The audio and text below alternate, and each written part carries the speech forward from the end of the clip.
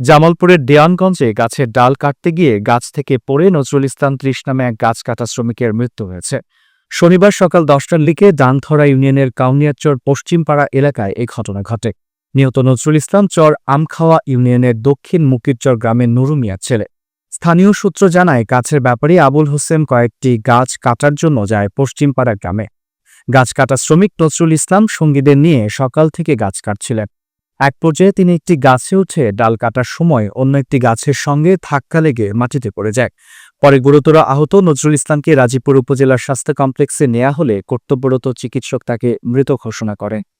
Sanandabari police তদন্ত কেন্দ্রের in charge Abdur Rahim জানান, নিহতের পরিবারের আবেদনের প্রেক্ষিতে বিনা ময়না তদন্তে লাশ দাফনের অনুমতি দেওয়া হয়েছে। গাছ কাটতে গেছিলাম, গাছ কাটতে যায় আপনার এক গাছ কাটতেছে, একজনের মাথা পিঠে আর একটা কাটি দিছে, ওটার সাথে হালকা লাগে আর একটার মাথা ভেঙে পড়ে আমার চাচা মরে গেছে। হ্যাঁ, আমি ছিলাম। আমরা 4 জন ছিলাম।